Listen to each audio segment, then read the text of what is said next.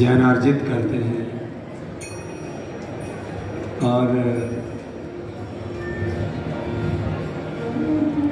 सारे सांस्कृतिक आध्यात्मिक व्यवहारिक सत्यों का समावेश मुझसे पूर्व हमारे अग्रज जो विद्या के भास्कर हैं और उन्होंने सारी विद्याओं को अपरा विद्याओं को लोक विद्या को ब्रह्म विद्या को बड़ी सहजता से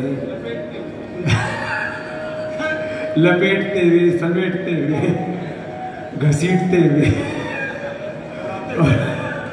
और आप सबके ऊपर इतना उसका ज्ञान दृष्टि की है, अब बहुत कुछ कहना शेष नहीं रहा है।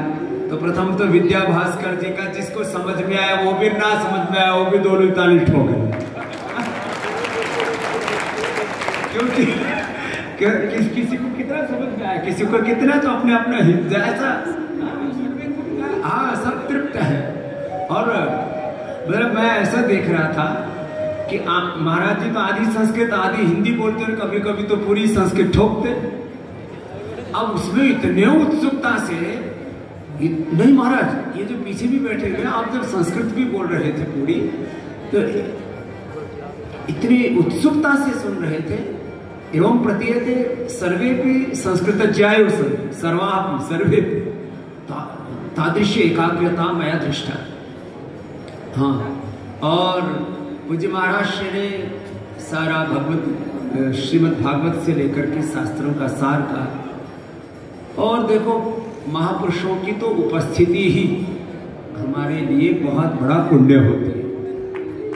उनकी उपस्थिति, उनका होना, उनका आशीष, उनका अनुग्रह, वही हमारी बहुत बड़ी ऊर्जा है। हाँ, इस सब के बीच में सब कुछ सुनते सुनाते अपना साधन नहीं छोड़ना। तो चलो भजन सुना, अपना साधन बना, अपना बनाएगा। साधन रत हो साधक भैया, साधन रत हो साधक भैया, परमेश्वर पार करे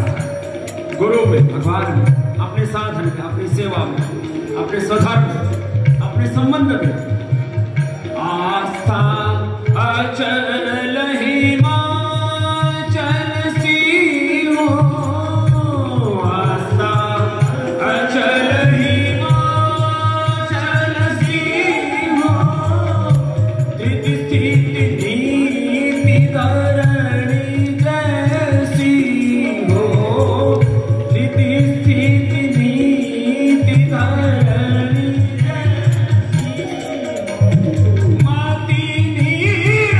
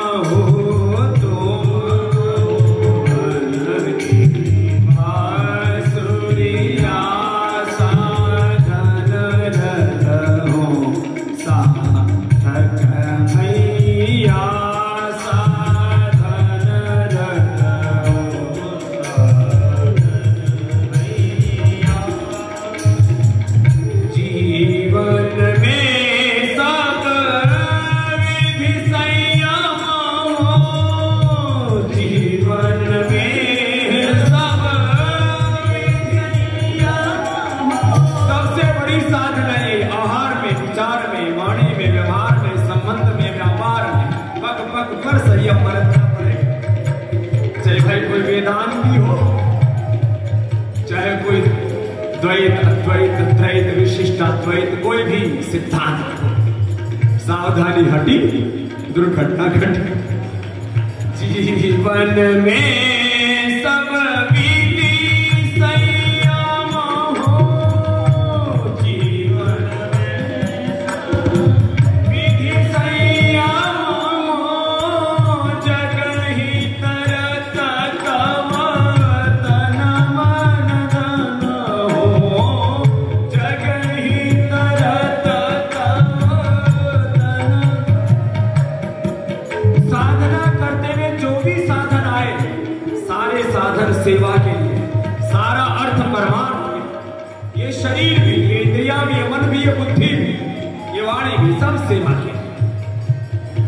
जीवन में सब विधि संयम हो, जगहि तरत कव तन मन धन हो, क्षमा दाम उद्यम चरणाश्रय हो, क्षमा दाम उद्यम चरणाश्रय हो, पकड़ प्रभु की भैया हो, पकड़ गुरु की भैया, साधन रत हो, भैया परमेश्वर पार करे नैया, परमेश्वर पार करे नैया, साधन रत हो, साधक भैया, साधन रत हो, साधक भैया, साधन रत हो, साधक भैया। बोले सच्चिदानंद भगवान की जय, कमल बिहारी लाल की जय, सद्गुरुदेव भगवान की जय। तो देखो भाई, अपना साधन मत छोड़ना, बाकी जो भी सिद्धांत हैं। और पूज्य महाराज श्री ने एक बात और कह दी, देखो मूल शास्त्रों में भ्रांति नहीं होती। कई बार टीकाकारों से भी ज्यादा टीकाकारों की जो व्याख्या करते हैं वो कई प्रकार की भ्रांतियां चित्त में डाल देते। और हम तो साझी संस्कृति वाले हैं। जितने भी हमारे पूर्वज ऋषि ऋषिकाएं हुई, जितने भी हमारे योगी महापुरुष हुए, जिन्होंने इस जीवन और जगत के पारमार्थिक सत्यों, प्रातिभाषिक सत्यों को, व्यवहारिक सत्यों को जैसा जाना और जैसा कहा, उनको समग्रता में हम समझें तो कहीं भेद दृष्टि सैद्धांतिक तौर पर भी नहीं हो। कई बार व्यवहारिक सत्यों को कहा जाता है तो कहा ही जाएगा, माता पिता में अखंड निष्ठा रखो, पति में पत्नी में अखंड निष्ठा रखो, विश्वास रखो, एक दूसरे से अत्यंत प्रीति करो और भगवान के नाते प्रीति करो। देखो, भगवान को केंद्र में रख करके जब संसार के सारे व्यवहारिक जो सत्य हैं उनमें बढ़तेंगे तो कोई समस्या नहीं। भगवान के नाते सब रिश्ते नाते, क्या बोला? भगवान के नाते सब रिश्ते नाते, भगवान की प्रसन्नता के लिए ही सब अपने कर्म, सारा अपना आहार विचार वाणी व्यवहार स्वभाव व्यापार जो कुछ जीवन का प्रपंच है ये सब भगवान के नाते। तब फिर कोई ये संसार में जिसको प्रपंच कहते हैं, माया कहते हैं या प्रकृति, वेदांत में जिसको बार बार अनिर्वचनीय कहते हैं, इतना तो महाराज व्याख्यान दे और फिर अंत में अनिर्वचनीय कह देते, तो फिर इतना प्रपंच क्यों भाई? तो अनिर्वचनीय का मतलब यही है कि अनंत है, असीम है, अथाह है, अपरिमित है, जितना कहते हैं वो कोई भी किसी भी प्रकार का वह चाहे व्यवहारिक सत्य हो, चाहे वो प्रातिभाषिक सत्य हो या पारमार्थिक सत्य हो, जितना कहते हैं वो एक छोटा सा अंश इस पूरी समष्टि का उससे अभिव्यक्त होता है, बाकी तो सब अनिर्वचनीय है। तो अपना साधन मत छोड़ो। तो आज हम साधन के ऊपर ही बात करते हैं, सिद्धांतों की। तो हमको तुम्हारा जैसा समझ में आया, हमने भी द्वैत अद्वैत विशिष्ट अद्वैत अद्वैत इसमें खूब ऐसा विचार किया और ऐसा समझ में आया अद्वैत तो इस अर्थ में है ही कि एक ब्रह्म सत्य है, लेकिन उसी ब्रह्म की महिमा से ब्रह्मांड है, जगत है। यह भी उसी ब्रह्म की जो अनंत शक्ति है, सामर्थ्य है, जो कुछ है उस भगवान के ही सामर्थ्य का, ऐश्वर्य का। अब इसको नाम भिन्न भिन्न दे लो, ये परिणाम है जगत। जो कुछ पिंड और ब्रह्मांड के रूप में दृष्टिगोचर, ये सब ब्रह्म ही की महिमा है। और वो एक मूल तो है, ये जो अपर ब्रह्म है और इसके पीछे जो परात पर ब्रह्म है, उसमें हमारी निष्ठा बनी रहे, तो फिर ये जो भी कुछ दृश्य हमारे आगे पीछे दाएं बाएं पिंड ब्रह्मांड के रूप में मनुष्य मनुष्यतर जड़ चेतन जीव जगत के रूप में है, उसके बारे में भी बात आ रही थी कि उसमें हम आसक्ति ना रखें, भगवान के नाते इससे व्यवहार करें। तो फिर ये सारे सत्य भी समझ में आते हैं कि शास्त्रों में जिसको विवेक वैराग्य सत्य संपत्ति में शम दम उपरति तितिक्षा श्रद्धा समाधान मुमुक्षत्व में जिसको कहा है कि किस प्रकार से हम विवेक और वैराग्य को उपलब्ध होकर के कंप्लीट डिटैचमेंट में रहते हुए कंप्लीट अटैचमेंट में भी रहते, गुरु के साथ, भगवान के साथ, अपने साधन के साथ, अपनी साधना में हमारा पूर्ण समर्पण होता है। उस नियम में हमारी जरा सी भी कोई बाधा नहीं। तो हम तो ऐसे ही समझे कि एक ब्रह्म तो है ही, बाकी सब उस ब्रह्म की शक्ति का, उसके ऐश्वर्य का विस्तार है सब इस जगत। ये तो अद्वैत हो, पर दो है ही दिख रही है, एक भक्त है एक भगवान है, तो दो है ही ना। अब इसमें बहुत ज्यादा शास्त्र पढ़े ना पढ़े दिखता है। एक उपासक है हम, एक उपास्य है, एक उपासक है हमसे, तो ये भी व्यवहार में दिखता है। और भाई इसको तीन कहो तो एक परमात्मा, एक आत्मा, एक प्रकृति है, तो कैसे भी समझ लो। हमको तो ये सिद्धांत में भी कहीं बाधा दिखी नहीं, और वह जिसको दिख रही हो और उससे कोई समाधान मिलता हो तो तुम्हारी जानो। हमको तो इतना पता लगा कि अद्वैत में, द्वैत में, त्रैत में कोई फर्क दिखा नहीं। एको वशी सर्वभूतंतर आत्मा भी वही है, एकत्वम अनुपश्यता भी वही है, और द्वासुपर्णा सयुजा सखाय समानम वृक्षम परिशस्व जाते तयोरन्नः विप्रम स्वादवत्ति प्रश्नन्नो विचाकसीति भी इतना ही है। अब बात साधन की है, तो शरीर भी साधन है, इंद्रियां भी साधन है, ये बुद्धि ये वाणी भी जिससे हम बोल रहे हैं ये भी साधन है, जिस माइंड से बोल रहे हैं ये भी साधन है। तो ये शरीर और ये शरीर के साथ जुड़े हुए जितने भी साधन हैं और जितने भी ये संसार में भी जितने भी उपाय हैं, ये भी सब साधन है, रिसोर्सेज। और इन साधनों का स्वामी तो वह एक ब्रह्म है ही, इसमें तो कोई प्रश्न ही नहीं है। तो हाँ, लेकिन साधन को बरतना होगा ठीक से।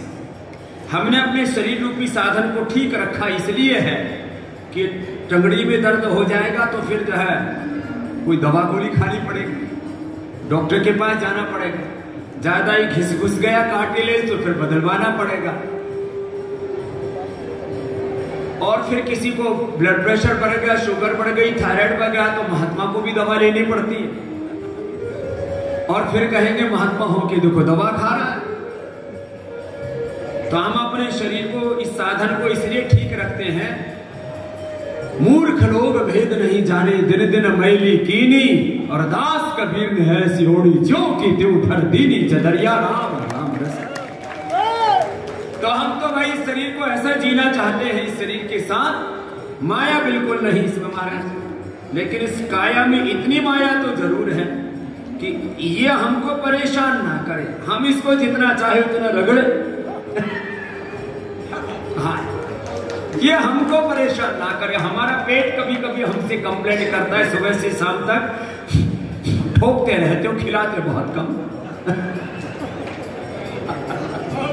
तो इसको हम साधन की तरह इस्तेमाल, इसको अपने ऊपर भारी नहीं होने देते। ये हमको सताए, ये घुटने का दर्द, ये कमर का दर्द, ये दिल दिमाग, ये पेट पीठ हमको सताए, ये हमको मंजूर नहीं।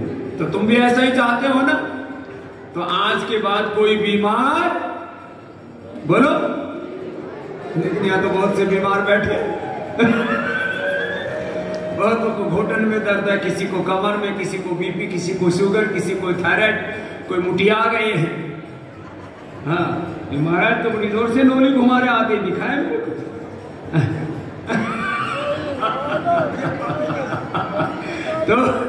तो महाराज देखो, शरीर भी साधन है, इंद्रियां भी साधन है, मन बुद्धि भी साधन है। साधन के रूप में इसका प्रयोग करना, और हम इन सब के स्वामी। हाँ, हम इनके अधीन में, इनके दासत्व में नहीं जीते। हम तो भगवान का दासत्व स्वीकार करते हैं। दासत्व है प्रभु का, शरीर का, इंद्रियों का, मन का दासत्व नहीं। फिर सुबह 4 बजे से लेकर रात को 10 बजे तक अपना साधन करते रहते, अपनी सेवा करते रहते, आनंद में रहते। कुछ पाना नहीं, कुछ चाहना नहीं, और फिर भी बरत रहे।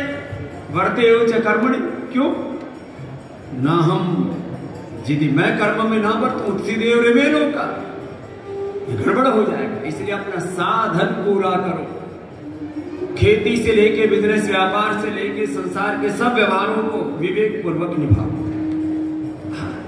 और फिर आनंद करो।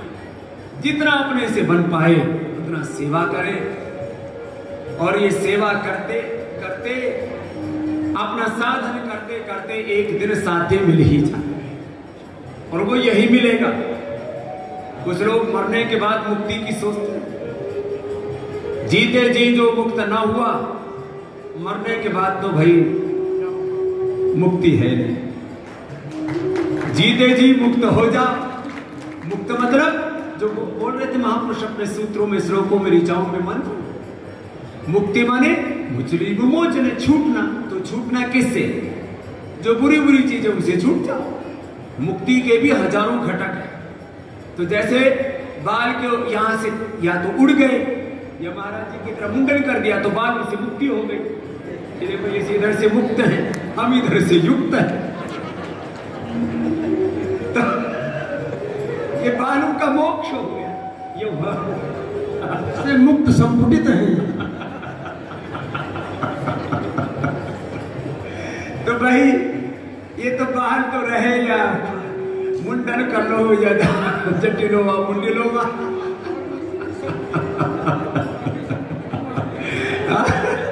अब सुनो, अब देखो, हम मोटी मोटी बात बता रहे हैं। अब देखो, हाँ, वासुदेव रामदेव एक ही। अब देखो, अब ऐसी मुक्ति जो सबकी हो जाए। अब ये तो संप्रदाय भेद से भी कभी कभी कोई मुंडन करवा लेते हैं, और हमारे जैसे ऐसे हैं कि कभी कराना भी पड़ा तो करवा लेंगे। लेकिन अब तो समस्या ये हो कि हम मुंडन करा लेंगे तो पहचानेंगे कैसे? हमको सच में इन बालों से कोई मोह नहीं, कोई माया नहीं। क्या है ये? तो हड्डियों का मैल है बाल पे, और इमेज बन गई है, और भगवान ने दे रखी है, उधार के लगाई नहीं रखी।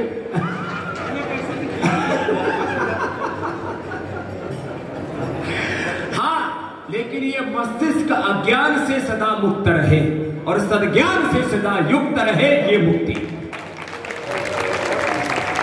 ये मुक्ति, ये हृदय अश्रद्धा से मुक्त रहे, और श्रद्धा से, भक्ति से, प्रीति से, समर्पण से सदा युक्त रहे। यह हाथ अकर्मण्यता से, प्रमाद से सदा मुक्त रहे, और सत्कर्म से और पुरुषार्थ से सदा युक्त रहे। ये जीवन मुक्ति की युक्ति है। तो इधर से किससे मुक्त रहना बोलो भाई? क्या बोला था अभी? अज्ञान से। पीछे वाले बोलो ना जरा, यहां से किससे मुक्त रहना? एक क्षण के लिए किसी भी प्रकार का अज्ञान ना आए, अविद्या ना आए। अविद्या क्षेत्र या विद्या अस्मिता राग द्वेष अभिनिवेश जो पंचक्लेश है, काम क्रोध लोभ मोह अहंकार है, ये जितने भी विकार हैं ये सारे अविद्या के कारण से। तो ये मस्तिष्क किससे मुक्त रहे? अज्ञान से, अविद्या से, अविवेक से, ना समझी से, नादानी से। और ये हृदय अश्रद्धा से मुक्त रहे और जीवन अकर्मण्यता से, प्रमाद से, दुर्गुणों से, दोषों से, दुर्बलताओं से, तमाम प्रकार की पराधीनताओं से। विश्वानि देव सवितन दुरितानि परास्व यद भद्रम तन्न आस्व। ये है जीवन मुक्ति। अब बात तो इतनी है, अब इतनी बात समझ में भी आ गई, लेकिन फिर ये तो अज्ञान के वशीभूत हो जाते हैं। फिर तरह तरह की अश्रद्धा, फिर तरह तरह की भ्रांतियां, आत्मविभ्रांति, आत्मविस्मृति, आत्मग्लानि, तरह तरह का प्रमाद, आहार में, विचार में, वाणी में, स्वभाव में, संबंधों में प्रमाद आ जाए तो फिर क्या करें? तो एक ही बात समझ में आती है, गुरु की शरण में रहो और जैसे गुरु कहते हैं वैसे जियो, और नहीं भी कहते हैं तो जैसे गुरु जीते वैसे जियो। कैसे? गुरु की शरणागति में रहो और जैसे गुरु कहते हैं वैसे करो, जैसे जीते हैं वैसे जियो। और गुरु भी ना समझ में आए तो आत्मगुरु तो है ही ना, आत्मवेद तो है।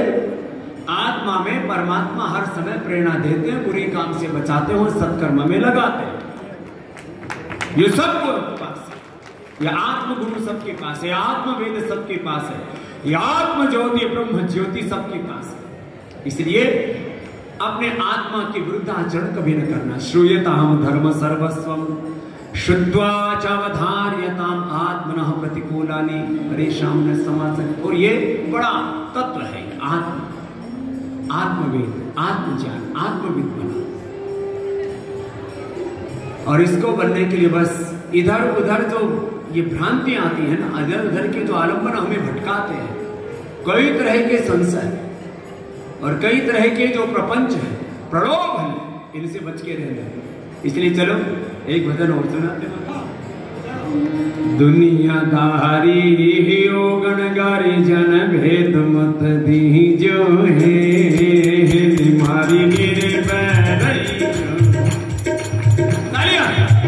दुनियादारी हो गणगारी जन भेद मत दी जो है मारी मेरे बैरई जो मन में फकीरी दिल में दया राख जोए। तन में गरीबी मन में फकीरी दिल में दया राख जोए। संतरी संगत में बैठ मारी सूरता, संतरी संगत में बैठ मारी सूरता, सांच कमाई जो है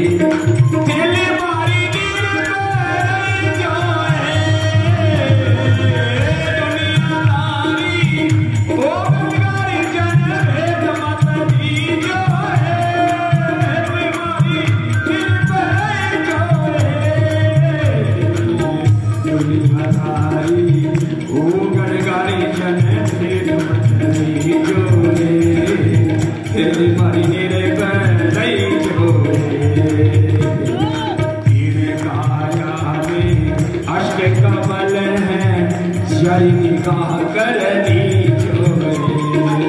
इन काया में अष्ट कमल है, निगाह करनी जोरे। ज्ञान झरोखे बैठ मारी सूरता, ज्ञान झरोखे बैठ मारी सूरता, झाला थी जो है खेल मारी तेरे पैर जो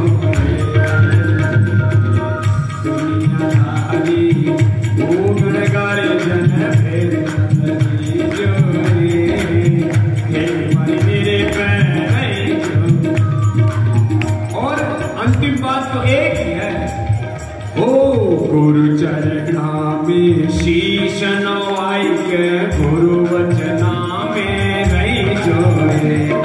गुरु चरणा में शीश नवाई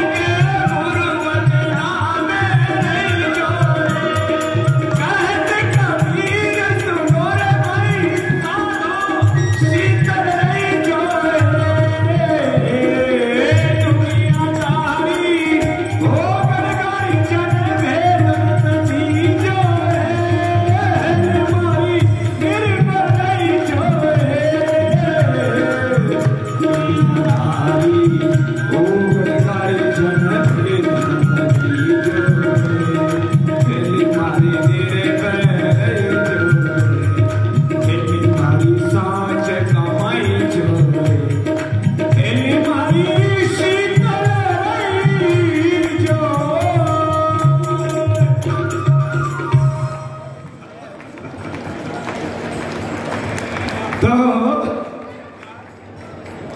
समझ में आई, गुरु चरणा में शीश नवाई के, गुरु वचना में रही जो। कहत कबीर सुनो रे भाई साधो, शीतल रही जो। कुछ तो हमेशा खोपड़ा गर्म रखते हैं और बोलते भी, बोले मेरा माथा बहुत गर्म है, मेरे से बात मत कर। तो भाई थोड़ा शील से रखो, ठंडे रखो। तो कुछ तो ऐसे नींद में रहते हैं, कुछ ही बोलो। बोले महाराज जी आपके सत्संग में आए, बड़ा अच्छा लगा। मैंने कहा क्या अच्छी बात बताए? बोले ये मत पूछो, क्योंकि मेरे को नहीं क्या कहो, लेकिन अच्छो लग्यो, अच्छा लगा। तो साधु संत महात्मा हमें जगाते हैं, जागो। सोया सोया क्या करे और सोया वह नींद, और जब सिराण न्यू खड़ा जन तोड़ आ जानी। निद्रा बेच जो कोई ले तो। आज से सब अपनी ये निद्रा, ये तंद्रा, ये आलस, ये प्रमाद, ये अविवेक, ये अज्ञान, ये छोड़ के जाना। निद्रा बेच जो कोई ले तो, राम राम रटे तो तेरो, राम राम रटे तो तेरो, माया जाड़ कटे गो। निद्रा बेच जो कोई ले तो, निद्रा बेच जो कोई ले तो। ओ राम राम रटे तो तेरो, राम राम रटे तो तेरो, माया जाड़ कटे गो। निद्रा बेच जो कोई ले तो, निद्रा बेच जो कोई ले तो।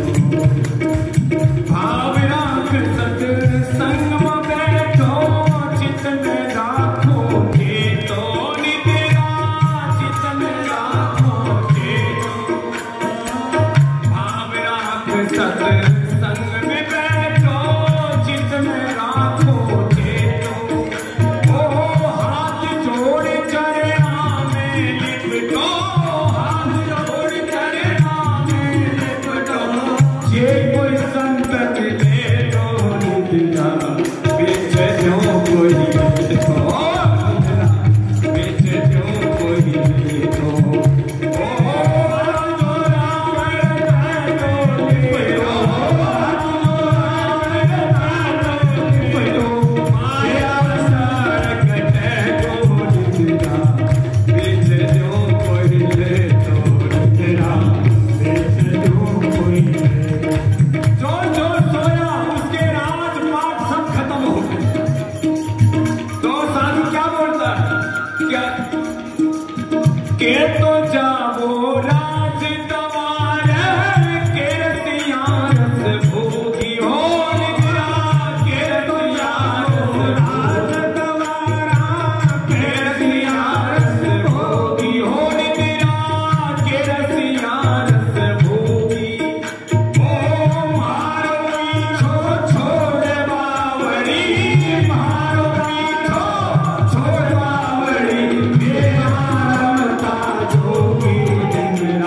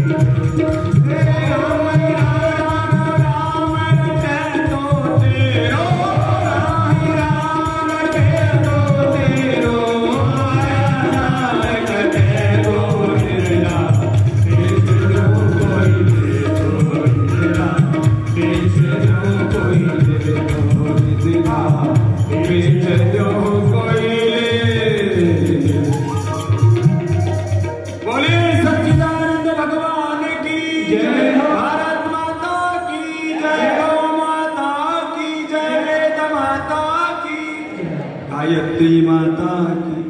तो भाई हमने तुम्हारी नींद बेच दी और थारी बेचने आ जाए, तो नींद बेच दी कि साथ लेके जाओगे? बोलो, बेच दी। तो आज से नींद त्यागो और जागो।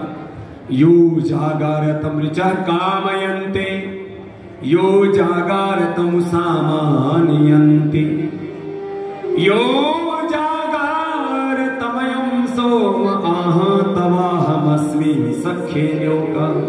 उत्तिष्ठता जाग्रतं नाप्यवरा निबोधत, क्षुरस्य धारा निशिता दुरत्यया दुर्गम पथस्तत्कवयो वदन्। तो देखो, हम तो भाई यहाँ कोई योजना के तहत तो आते नहीं, हम तो गुरु जी का दर्शन और उनका आशीष अनुग्रह पाने आते हैं। गुरु जी बोल देते इनको कुछ बोल दो तो हम बोल देते। तो आज ऐसे हमारा गला थोड़ा सा डाउन में था तो गुरु जी ने कहा कि कुछ आपके साथ में भजन कीर्तन कर ले, तो हमने भजन कीर्तन तो कर ली नो। अब मारो वालों काम तो छूट ही गए, वो तो ये है ना, ये वाला फूक फाक तो मारनी पड़ेगी भाई। अपना अपना बिजनेस, अपना कर्म, अपना धर्म, अपना साधन सब करते हैं, तो हम तो भाई योग वाले हैं ना।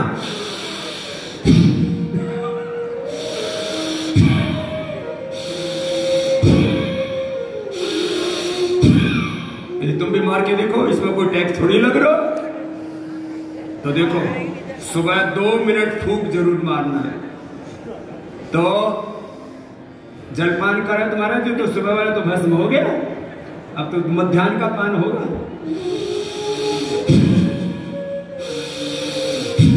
रोज 2, 3, 5 मिनट लंबे श्वास ले लेना। Less oxygen supply is the main cause of heart disease. Come oxygen मिलेगा तो उससे दिमाग के भी तंतु ठीक से काम नहीं करते, न्यूरॉन्स। उससे फिर आयुर्वेद की भाषा में धीर धृति स्मृति की विभ्रांति होती है। प्रज्ञापराधो सर्वरोगाणाम मूलम। तो पूरा 3 से 5 मिनट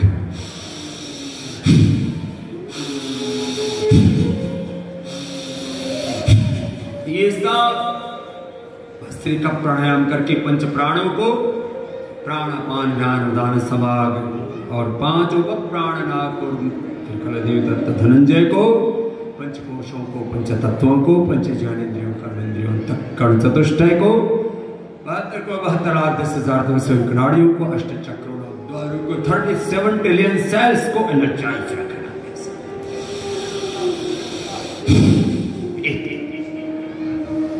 तो नहीं तो श्वास दमा की बीमारी होगी। आजकल तो कोरोना भी घूम रहा है, वैसे यहां आकर के पता लग रहा है कोरोना गायब हो गया।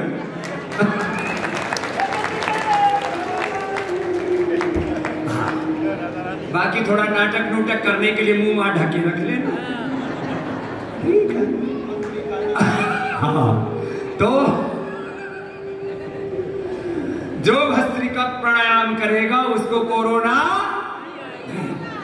उसको श्वास दमा अस्थमा की बीमारी, जो भस्त्रिका करेगा, श्वास लंबा गहरा भरेगा, उसको कैंसर तक नहीं होता, कोरोना का बाप नहीं होता। हाँ हाँ, सही, ठीक, आपने भी देखा। हाँ, महाराज जी से भी बता रहा था कोई कि मैंने फूक मार मार के कैंसर फूक दिया। हाँ? तो कैंसर सेल्स, महाराज जी एक साइंटिफिक फाइंडिंग है, cancer cells can not thrive in an oxygenated environment. जब मैंने बोला था आज से 20 साल पहले, तो जॉन हॉपकिंस हॉस्पिटल है अमेरिका, वहां के साइंटिस्टों ने इस पर रिसर्च किया कि बाबा बोल रहा है कि फूक मारने से कैंसर को फूक दिया जाता है, तो उन्होंने रिसर्च किया, कैंसर सेल्स को ज्यादा ऑक्सीजन दे दिया, वही मर गया। ये रेडिएशन क्यों का बाप है, ऑक्सीजन। प्राणो ब्रह्मेति में जाना है। प्राण ब्रह्म है और ये ब्रह्मास्त्र है जो सब रोगों को परास्त कर देता है। प्राणायाम परम बल, प्राणायाम परमम तपा, सब कुछ एक। फिर दूसरा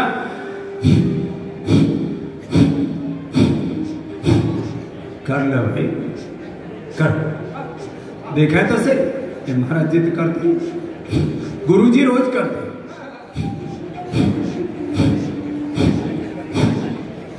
करो मैया, नहीं तो फिर देखो ये इधर ढोल की सी निकलेगी, इधर से पेट निकलेगा, इधर से कमर निकलेगी और फिर नीचे ये कुल्ले ऐसे निकलेंगे कि पूरा ब्रह्मांड समा जाए। यही बहुत से चाले तो महाराज ऐसे इतना मोटा पीछे, तो देख करके उनको भय लगता है कि कैसे चल रहे हैं। ये रोज करना 5-10 मिनट कपालभाति, मूलाधार से सहस्रार तक। अभी बोले थे ना, इनका याम अष्ट कमल जारी निगाह कर लीजो है, ज्ञान झरो के बैठ मारी सुरता झाला लीजिए।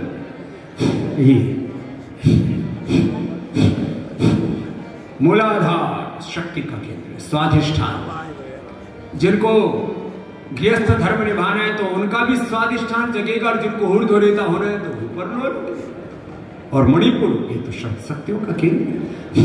और हृदय विशुद्धि, आज्ञा भ्रिकुटी, सहस्रार अष्टा चक्र नवद्वारा दिवारा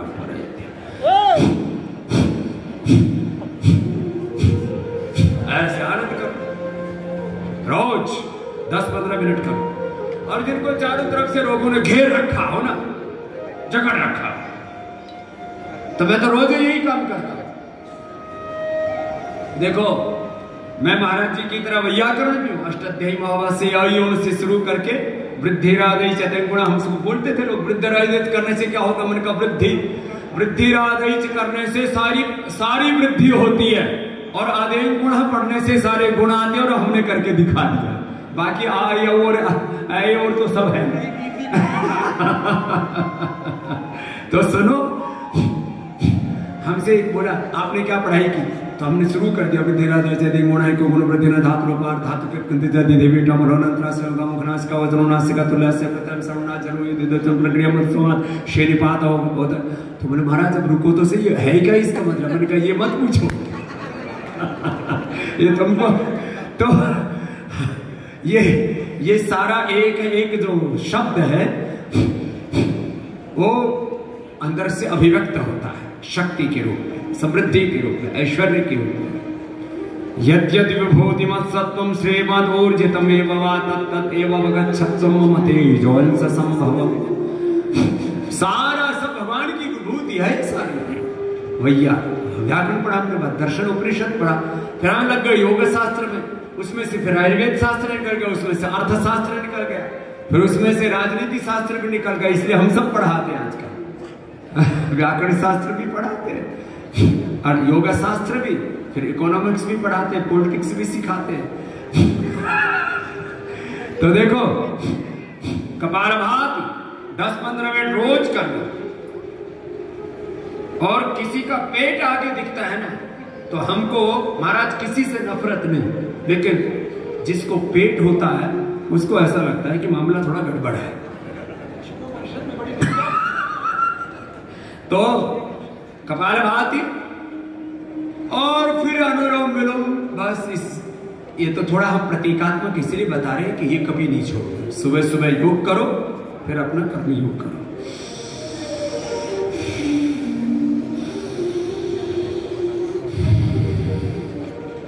आराम आराम से कर, नाम जपते रहो, प्राणायाम करते रहो, अनुलोम विलोम, भ्रामरी,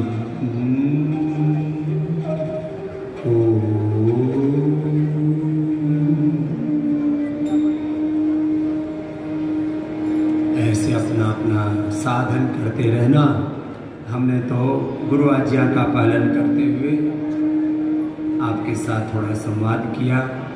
हमारा सौभाग्य है कि हमने गौतम कणाद जमनी पाणिनि पतंजलि हमने आदि शंकराचार्य, रामानुजाचार्य, रामानंदाचार्य, मध्वाचार्य आदि आचार्य परंपरा का दर्शन इन आँखों से नहीं किया, लेकिन हमारी आंखें धन्य हैं कि हमें काशी गुरु जी जैसे एक समर्थ गुरु मिले हैं, एक आप्त पुरुष, एक आत्मवेता ब्रह्मवेता, एक आत्मनिष्ठ ब्रह्मनिष्ठ गुरु की सन्निधि हमें मिली। और उनकी सन्निधि मात्र वह हमें सद्ज्ञान की, सद्भाव की, सत्कर्म की, योग मार्ग पर, वेद मार्ग पर हमें ले जाने में समर्थ। ऐसे श्रद्धेय गुरुदेव का आश्रय पाने के लिए हम यहाँ आते हैं। और इस बार तो हमारा कुछ ज़्यादा ही आना हो गया, नहीं तो एक साल में एक बार आते थे, और इस बार तो कई बार श्रद्धेय गुरुदेव का आश्रय मिला। और आप सब जो यह शरणागत है गुरु की, वो धन्य है। श्रद्धेय गुरुदेव की शरणागति के साथ साथ इतने सब महापुरुषों का कहाँ दर्शन होता है। स्वामी श्रद्धेय पूज्य प्रातस्मरणीय पुण्यानंद महाराज जी जैसे दिव्य महापुरुष, और वेदो खिलो धर्म मूलम, जो वेद सब धर्मों का मूल है, सब जो पराविद्या अपरा विद्याओं का, और जो साक्षात ब्रह्म वेद भगवान, उस वेद भगवान से लेकर के, यज्ञ भगवान से लेकर के, और जो भी वेदोक्त जितने भी सत्कर्म है, सद्धर्म है, राष्ट्र धर्म है, सेवा धर्म है, उसका निर्माण करने वाले एक वेद मूर्ति महापुरुष श्रद्धेय गोविंद देवगिरी जी महाराज, जो राम मंदिर के निर्माण के साथ साथ राष्ट्र के चरित्र का निर्माण करके राष्ट्र निर्माण के कार्य में लगे, ऐसे महापुरुष को वंदन है। और विद्या भास्कर जी महाराज जी, तो इनको देख करके हमको बहुत अप्रतिम अलौकिक आनंद और हर्ष उल्लास, जो शब्द बोले हम निशब्द हो जाते हैं। ऐसे विद्या भास्कर जी महाराज जी का एक बार बहुत बहुत पुनः अभिनंदन है, उन्होंने इतना आनंद कराया। और सब विद्यार्थियों, यदापि हम आगच्छामि तदाएव वदामि, संस्कृतं पठन्तु शास्त्रान् स्मरन्तु, कंठीकरणं कुर्वन्तु, कंठस्था या विद्या न वर्त कंठस्थेतु या विद्या साई विद्या भवतां वर्तते, अन्यथा तो पुस्तक स्थातु या विद्या पर हस्तगतम घनम। ये आदर्श है महापुरुष। और पूज्य ज्ञानानंद जी महाराज जी, वो तो हम सबके लिए वेद का, शास्त्रों का, वो हमारे लिए प्रत्यक्ष है। ऐसे गीता मनीषी जी सब सहित सब महापुरुषों को प्रणाम करते हुए एक बार इनका बहुत बहुत अभिनंदन है गीता मनीषी जी का, तो महाराज जी की सन्निधि से, महाराज जी की आज्ञा में बरतते हुए और सब कार्यों का निष्पादन करते हैं। अब हम, महाराज हमको ये सेवा का दायित्व तो भगवान ने ऐसे दे दिए, हमको किसी ने ऐसा बोला हुआ नहीं है कि ऐसा करो, फिर भी लगे ही रहते हैं। अब रात को 1:30 बज गया, फिर सुबह से लगे, अब आज को भी 1:30 बजेगा अभी, तो अब जैसे आज्ञा हो। अभी क्या समय हो गया? 12:30 हो गए। तो महाराज जी अब आज्ञा हो तो आशीर्वाद दो।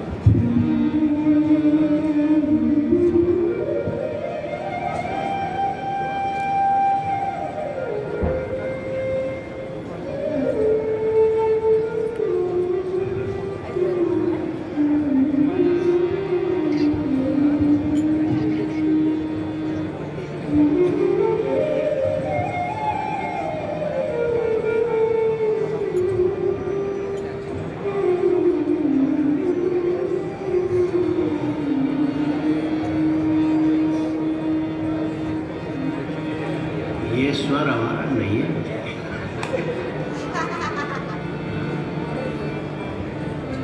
हमारे बस की बात नहीं।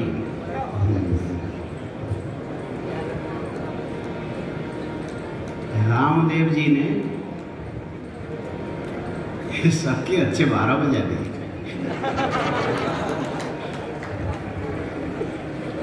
मजा आ गया वैसे देखो, आनंद आ गया। और वासुदेवाचार्य पहले एक गुरुजी हुआ करते थे बनारस में, कभी कभी आते थे, वो थे फैजाबाद के अवस्थी रुद्र अयोध्या। वो बोलते थे, अरे संस्कृतों में बकले, जब तक 4 अवधि गरिया नहीं सुनाओगे तब तक मजा नहीं। वो संस्कृत में गरियाना भी, असंस्कृत में गरियाना भी वो संस्कृत में सिद्ध करते। ये सब चीजें समझने की जरूरत भी नहीं है। जैसे कहते हैं ना, विद्या भास्कर जी तो जेठ के दोपहर के धूप के समान बरसते हैं। वहां समझने की जरूरत नहीं, पसीना आ ही जाए। ये रमण रेती के रेत ऐसा तब जाएगा कि नाचने लग जाओगे।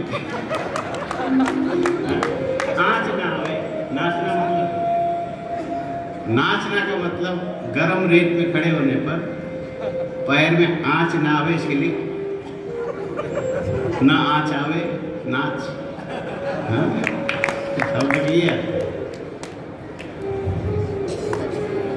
मानना पड़ेगा,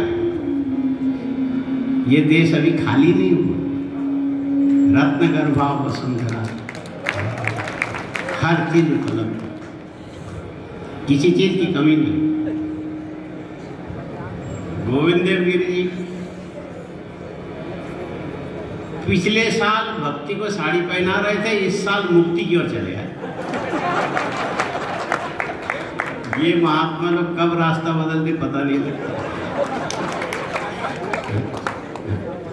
एक महात्मा जी जामुन के पेड़ में फल तोड़ने के लिए गए,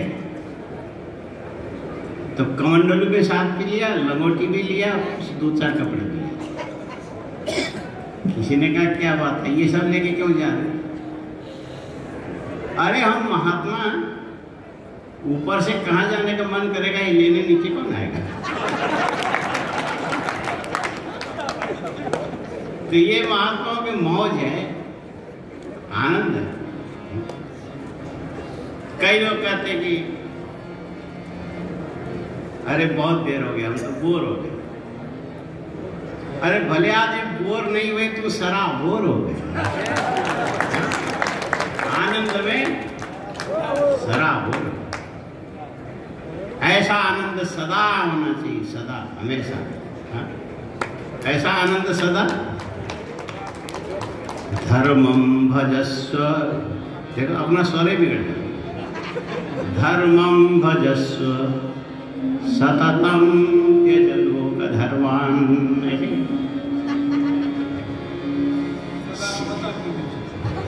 सेवस्व साधु पुरुषान्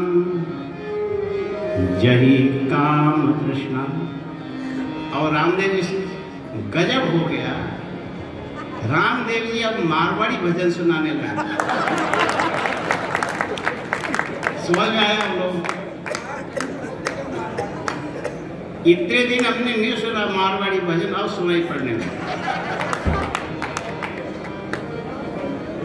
अब यही बताएंगे कि कितने 1000 करोड़ के बाद मारवाड़ी सीखना चाहिए।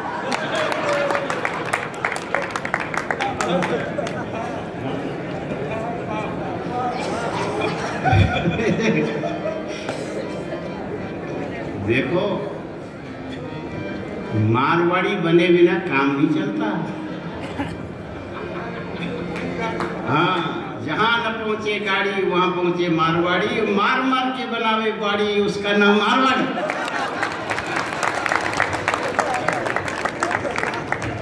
सीखने के लिए वास्तव में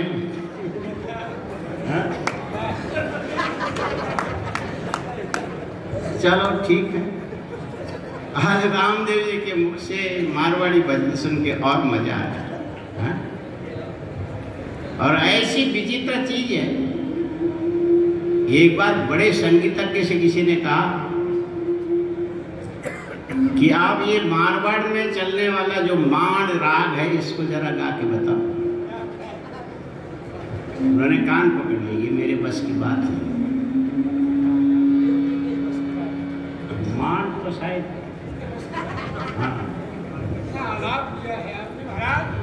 नहीं, माण ये मारवाड़ में ही खिला है।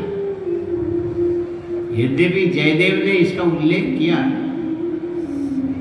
गौड़ मल्हार के रूप में किया, और ये जाकर के प्रसिद्ध हुआ मारवाड़ में। एक किसी ने अल्लाह दिलाई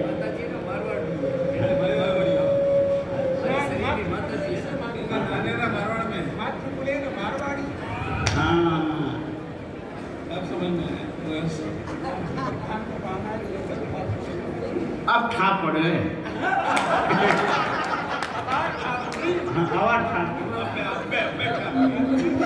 तो इतना क्या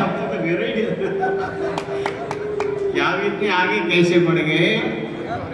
हाँ है, शरीर में मारवाड़ी पे जीन्स है, मान गए। कहना पड़ेगा, बहुत अच्छी बात।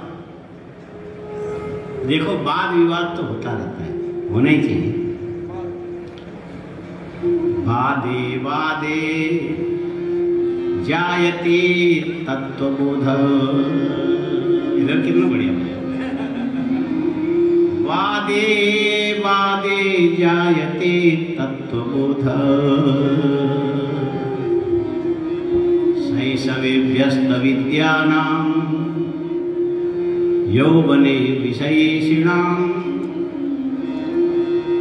वार्धक्ये मुनिवृत्तीनां योगे नान्ते तनुत्यजाम्। हाँ योग, तुम्हें भी योग। नहीं, मैं आपके योग का समर्थन कर रहा हूँ। बोले शरीर कब तक रखोगे, एक दिन भस्मीभूत हो जाएगा, इसके लिए क्यों परेशान होना। नहीं, योग शरीर को स्वस्थ रखने के लिए नहीं, योग शरीर त्यागने की कला है। योगे नान्ते तनुत्यजाम्। योग का अवलंबन इसलिए करना चाहिए कि योग से अंत में शरीर का परित्याग करना चाहिए, बैठे बैठे। ये रामदेव जी सिखाएंगे, लेकिन अभी नहीं, अगले साल तक कैसे होगा। ये तो धीरे धीरे होगा भाई। चलो आप लोग रमण रेती में आ ही गए हो, कोई बात नहीं। ये रमण रेती है, बोलो, ये रमण रेती है। भगवान पहले वैकुंठ में थे, भगवान वैकुंठ में, और भगवान के पास उस समय 3 पत्नियां थी। कितने? आज यहां होते तो भगवान जेल में चले जाते। वैकुंठ में थे इसलिए 3 पत्नियां थी। एक लक्ष्मी, एक सरस्वती, एक गंगा। और गंगा पवित्रतमा और सरस्वती ज्ञान स्वरूपिणी। लक्ष्मी का तो कहना ही क्या है। एक गंगा जल की छोटी सी लुटिया पड़ी हो और साथ में गीता का पुस्तक पढ़ा हो और इधर 500 का नोट पड़ा हो, तो आप पहले किसको उठाओगे? बोलो, लुटिया को डूबने दो। अरे गीता तो कितनी घूमती रहती है, देखा जाए। और ये जो 500 का नोट होगा उसमें सीधे पैर रख के खड़े हो जाओगे, जब तक सारी दुनिया नहीं जाएगी वहां से हिलोगे नहीं। ये चमत्कार किसका? लक्ष्मी का, गांधी जी का। अब तो गड़बड़ हो जाएगा, पैर रखने की बात करके उल्टा हो जाएगा। जो भी हो। तो लक्ष्मी का ये प्रभाव है। और वैकुंठ में तीनों लड़ गए। हाँ, वैकुंठ में तीनों लड़ गए। लोग कहते घड़ियां और पता नहीं कौन, इनका मत नहीं मिलता आपस में। घड़ियां जो है ना, हर एक घड़ी के टाइम अलग अलग हो। और बोले महिलाओं का भी आपस में मत नहीं मिलता। नहीं मिलता। बाबा तो केवल सम्मेलन में मिलते हैं, बाकी इनका मत नहीं मिलता है। और ये मत न मिलना ही सबसे बड़ा मेल है। मत न मिलना ही सबसे बड़ा। अरे कैसे मत मिलेगा भाई? ये शरीर है, कहीं नाखून है, कहीं दाढ़ी है, ये देखो, या आंख है, कहीं जीभ है, और कहीं दांत है। कोई तालमेल है क्या किसी में? कहीं मड़ी है, कहीं चमड़ी है, कहीं हड्डी है, कहीं ठुड्डी है। माने हर चीज अलग अलग, ये सारी चीजें मिलकर के आपका ये जीवन है। ये जीवन, ये सारी चीजों के मिला हुआ विचित्र घाट है। ठीक है, इस घाट में आओ, रमण रेती में आओ, ये घाट है। और जब वैकुंठ में तीनों थे तो तीनों में दो में झगड़ा हो गया, गंगा में और सरस्वती में। सरस्वती कहने लगी, ओए गंगा इतना इठलाती है। अब पता नहीं गंगा उधर से आती तो गंगोत्री से आती ना, गढ़वाल से होती हुई। गंगोत्री तो और ही जिला है। तो जब इठलाने लगी तो सरस्वती ने कहा, इतना काहे को अकड़ती है? बोले मेरे आकड़ को तू क्यों पकड़ती है? शुरू हो गया एक दूसरे के बाल। बोले लक्ष्य सरस्वती हो जाए, सृष्टि के क्रम ही यही है। परमात्मा से व्यक्त हुई मूल प्रकृति, वहां से व्यक्त हो गई महत्त्व माने बुद्धि। बुद्धि के बाद प्रकट हुआ यह अहंकार। अब समझ में आ गया? बुद्धि के बाद अहंकार आता है। बुद्धि के बाद बोलो, नींद आ रही, भूख भी लगी। प्रकृति से महत्त्व, महत्त्व से बुद्धि, बुद्धि के बाद अहंकार, अहंकार आने के बाद अहंकार के 3 टुकड़े हो जाएंगे, सात्विक, राजस और तामस। ज्ञान में अभिमान आया तो उसको टूटना निश्चित है। ज्ञान में अभिमान आया तो उसका टूटना निश्चित है। 3 टुकड़ों में बिखर जाए। और ये 3 टुकड़े सात्विक, राजस, तामस, इसी से तो सारा संसार बना है। पंच तन मात्रा है, पंचीकृत होकर के पंच महाभूत। और ये जो राजस अहंकार प्राण, सात्विक अहंकार इंद्रिया, अंतःकरण, ये सारी चीजें आपस में मिलने वाली नहीं है, सब विमति रखने वाली। लेकिन इसमें एक चीज ऐसी है, थाली में आटा भर करके रखो, फूंक मारो। रामदेव जी जहां एक बार भस्त्रिका करने लग जाएंगे, सारा आटा उड़ के चला जाएगा। और उसमें थोड़ा पानी डाल दो। हाँ, क्या करना चाहिए? पानी डालो। पहले घर में माताएं अपनी बेटियों को सिखाती थी, बेटी आटा मलना सीखो। बोले माँ कैसे मलना चाहिए? पानी डाल के परात में रख करके 2 घुटने मोड़ करके हाथ को ऐसा करके इस ढंग से मलना बेटी, समझो कि ये तेरी सौतन है। आटा को सौतन समझ करके मलोगे तो रोटी खिल जाएगा। अच्छी तरह से यदि आटा नहीं मला गया तो रोटी अच्छी नहीं बनेगी। सबसे बढ़िया तो यह है कि पानी पड़ते ही उड़ने वाली जो आटा है, ये बिल्कुल नहीं, कितनी हवा चले नहीं उड़ता है। विमति होने तो दुनिया में क्या फर्क पड़ता है। लेकिन एक चीज है, सारे विमति को सुमति में बदल देती है। वो क्या है? वो है प्रेम। वो क्या? प्रेम। भगवान ने जीवात्मा से कहा कि चला जा, संसार में जा। बोले क्या करूं? कुछ भी करके आ जा, कुछ भी करूं, लेकिन आप कृपा करो, संसार में मैं जाता हूं आपकी आज्ञा से। मुझे कृपा करना कि किसी से प्रेम ना हो, किसी से प्रेम। प्रेमैवमास्तु, प्रेमैवमास्तु भगवन् पथिकेन नैव। और आगे प्रेमैव मास्तु भगवन् पथिकेन नैव। ये राग भी बता दो कौन सी है? नीरेगा नीरेशा, क्या नाम क्या?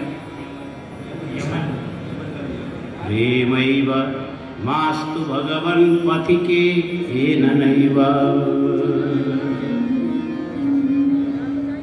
तत्रापि चेत् गुणवता न समं कदापि।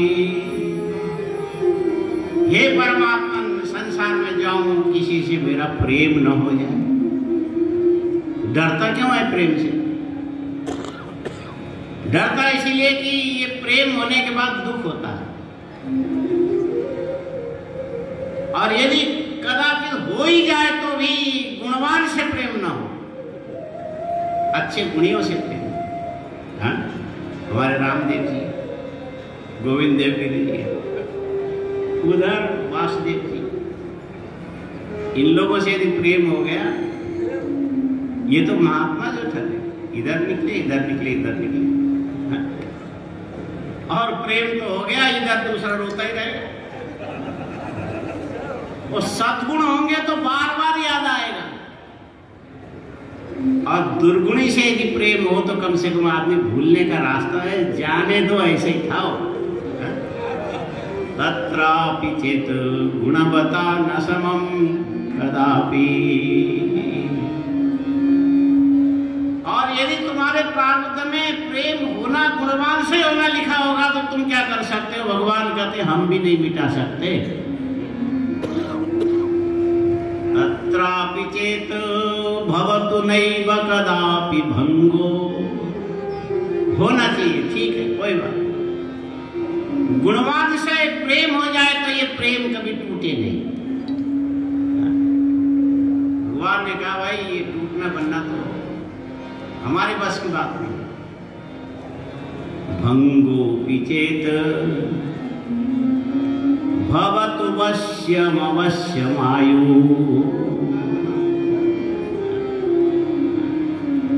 प्रेमैव मास्तु भगवन् पथिकेन नैव। अरे थोड़ा सिखाओ। प्रेमैव मास्तु भगवन् पथिकेन नैव। अरे संस्कृत वाले आप बोल सकते हो। तत्रापि चेत् गुणवता न समं कदापि। तत्रापि चेत् भवतु नैव कदापि भंगो। भंगोऽपि चेत् भवति वश्यमवश्यमायु। यदि गुणवान से प्रेम हो जाए और उसमें विघ्न आ जाए, टूट जाए, भगवान इतना तो कृपा कर दो कि ये आयु हमारी बस में रहे, हम विवश होकर के जिंदे न रहे। ऐसे प्रेम के छूटने के जो दुख में जीते रहने की अपेक्षा ये प्राण फट से निकल। ये भगवान गोविंद देव गिरी जी रामायण बढ़िया करते, हमको तो आता होता कुछ नहीं। भगवान राम ने जब सीता का परित्याग किया तो संस्कृत में वासुदेव जी वासुदेवाचार्य जानते हो, काव्य शास्त्र में ऐसा आता है गंडस्य ऊपर पिटक समृद्धम, पहले गलगंड उसके ऊपर फिर फोड़ा हो। भगवान राम सीता का परित्याग करना नहीं चाहते थे लेकिन करना पड़ा। इसके बाद एक ब्राह्मण अपने मृत बच्चे के शरीर को लाके पटक देता, तुम राजा के अपराध से मैं पिता जिंदा हूं और पुत्र मर गए। आजकल ऐसा कोई करे तो कहेंगे ठीक है तू जिंदा है, तुम्हारा अपराध हम तुमको मार देते, आपको ही मार देते। भगवान राम ने कहा नहीं, हम तो प्रजा के अनुरंजन के लिए है। गुरु वशिष्ठ को बुलाया, कहा कि गुरुजी ब्राह्मण का पुत्र क्यों मरा? कहे अधर्म हो रहा है। कहाँ हो रहा है? बोले किसी जगह है। मैं पहुंचूं कैसे? बोले आपने तो सारा पौलस्त्य वंश को समाप्त किया, एक बचा विभीषण, उसके पास पुष्पक था वो भी चला गया अभी कुबेर के पास, वहां से उसको बुला लो। तो पुष्पक विमान को याद किया तो आ गए। भगवान राम बैठे, पुष्पक से कहने लगे ऐसी जगह ले चलो जहां मेरे राज्य में ऐसा कोई अधर्म हो। ठीक, पुष्पक चला तो दंडकारण्य में पहुंचा, जहां भगवान राम पहले वनवास में रहते थे उस जगह पहुंचे। वहां उतरने के बाद देखने लगे तो ये जो शंभू तप कर रहा था, भगवान राम ने कहा तप का फल आपको क्या चाहिए? स्वर्ग में वैसे ही दे दूंगा, मुक्ति तक भी मैं दे दूंगा, लेकिन ये आप क्यों तप कर रहे हैं? उसने कहा ये मेरा शूद्र शरीर है, मैं इसको छोड़ना नहीं चाहता हूं, इसको लेके स्वर्ग जाना चाहता हूं। भगवान राम ने कहा ये दुराग्रह है, चाहे शूद्र हो, चाहे ब्राह्मण हो, चाहे कोई भी हो, शरीर लेके कोई स्वर्ग जा नहीं सकता। यदि आप तप के द्वारा सब कुछ संभव है इसीलिए हट करते हो तो मैं आपको ये हट करने नहीं दूंगा, मैं आपका वध करूंगा। ठीक है, मैं तप कर रहा हूं, आप मेरा वध कर दो। भगवान राम ने खड़ग उठाया तो हाथ कांपने लगे। हस्त दक्षिण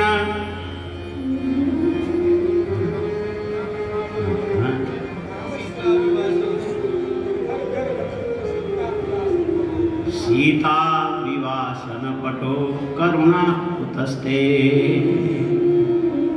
किसी तरह से उसका जैसे वध किया तो उसके अंदर से दिव्य आत्मा प्रकट हो। पहले मैंने तब किया इसीलिए था, ये अभिशप्त जीवन था, इससे मुक्ति पानी थी, आपके हाथ से वध होने से।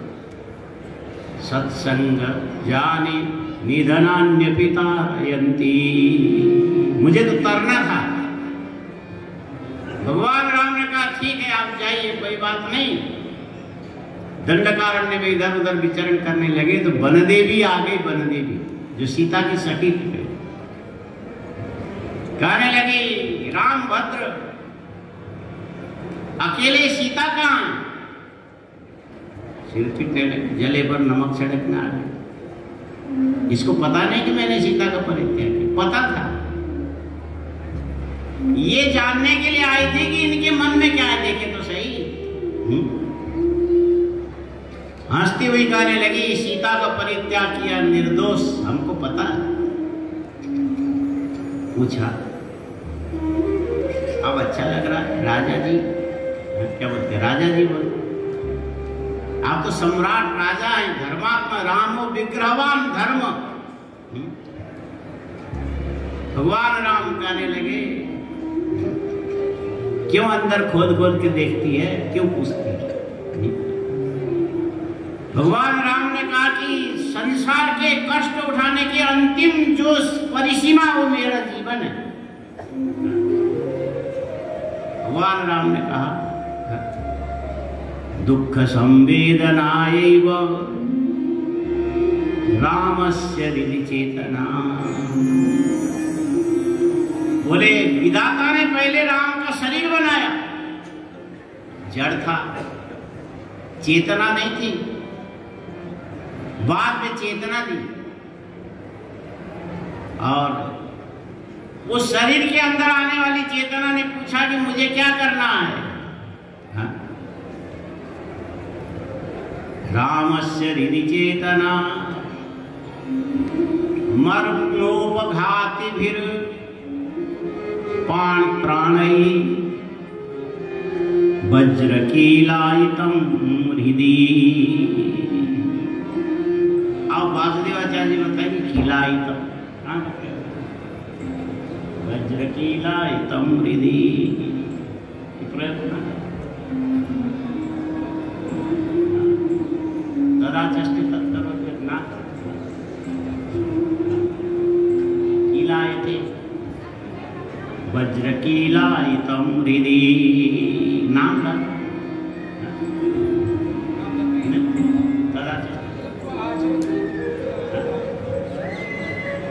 भगवान राम ये कहने लगे कि मेरे हृदय के अंदर वज्र का कांटा गड़ा हुआ है और उसके ऊपर एक धागा बंधा हुआ है। प्राण के द्वारा बार बार बाहर अंदर करके उसको हिलाया जाता है। तो हृदय के अंदर की इस दुख संवेदना को सहन करने के लिए ही राम के शरीर के अंदर परमात्मा ने मुझे चेतना प्रदान किया। दुख के अलावा मेरे जीवन में और कोई सुख नाम की चीज आई ही नहीं। सीता के परित्याग के बाद तो ऐसा लगता है कि श्वास बहिर्गच्छति निश्वास है, निकल जाए, लौट के ना आवे, जीवन से छुट्टी मिल जाए, लेकिन क्या करे, फिर दोबारा आता है, फिर जाता है, फिर आता है, फिर। इस ढंग से तो मुसलमान लोग हलाली भी नहीं करते होंगे। हृदय में वज्र का कील श्वास के धागे से बंद करके बार बार खींचा जा रहा है, फिर खींचा जा रहा है, फिर खींचा जा रहा है। ये विधाता ने मेरे अंदर जो दुख सहन करने के लिए चेतना प्रदान किया, जिसका मैं अत्यंत जो वर्णन न कर सकूं ऐसा दुख उठा रहा हूं। और यहाँ जंगल में एकांत में थोड़ा सा रो करके आंसू निकाल के हल्का होने के लिए आए, यह भी दुख टपक हुए। दुख संवेदनायैव रामस्य हृदि चेतना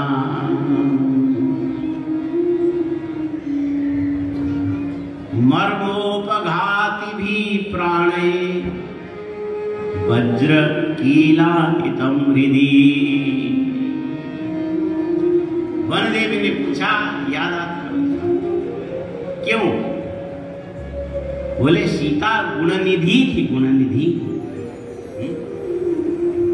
और उसके साथ जो मेरा प्रेम था। लक्ष्मण ने आके ये बताया, तमेव भर्ता न तो विप्रयोगः। ठीक है, आपने जो किया आपके अधिकार क्षेत्र की चीज थी, आपने मुझे परित्याग कर दिया, लांछन लगा के छोड़। ये मेरे प्रारब्ध का दोष था, जिसके चलते कष्ट मुझे उठाना पड़ा। आप भगवान हो, इसलिए आपसे मैं यही प्रार्थना करती हूं। सीता जी का लक्ष्मण जाकर बोलना, अगले जन्म में भी आप ही मेरे पति बने, लेकिन ये वियोग जो अभी हुआ ये आगे न हो बस। ये क्या? हाँ, तुम्हें माने बार बार आप ही मुझे पति के रूप में मिले, लेकिन ये विप्रयोग दोबारा सहन करना न पड़े। ये सीता की गुणवत्ता की पराकाष्ठा। फिर राम को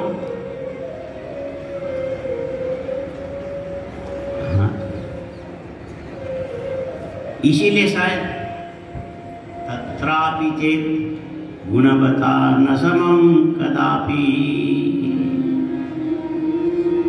तत्रापि चेत् भवतु नैव कदापि भंगो भंगोऽपि चेत्।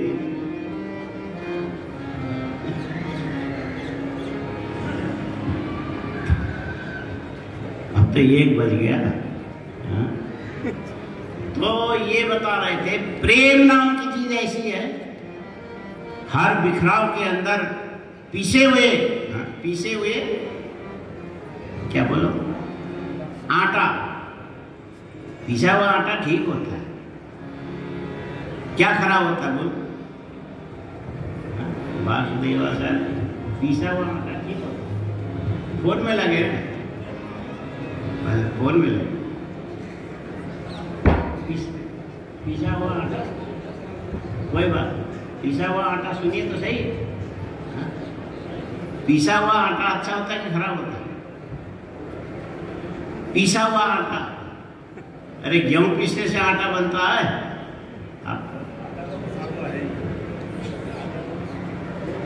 गेहूं पीसने से जो आटा बनता पिसा हुआ, ठीक है, पिसा आटा ठीक है।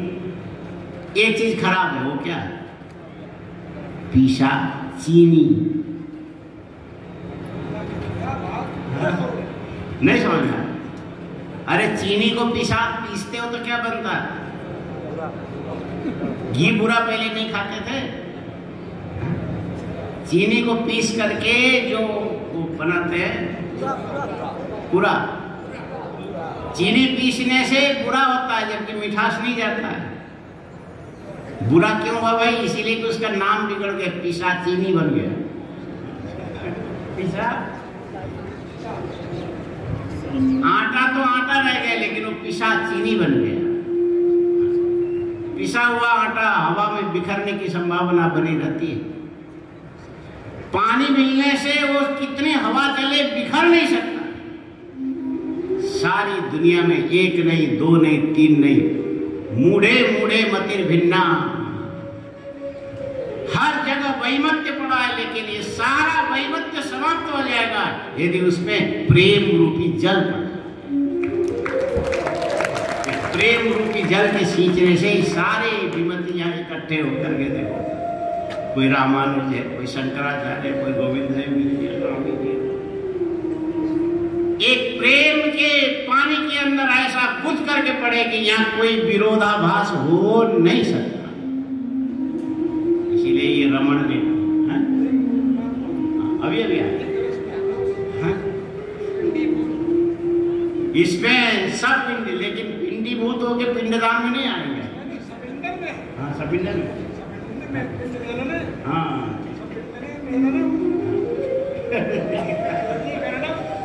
इस प्रकार परमात्मा प्रेम स्वरूप है।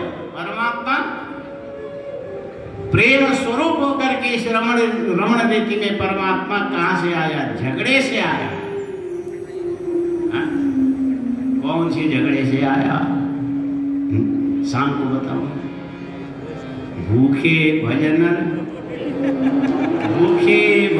न होए। इसलिए आप इस प्रसंग को शाम को तब समय मिलेगा। ओम शांति।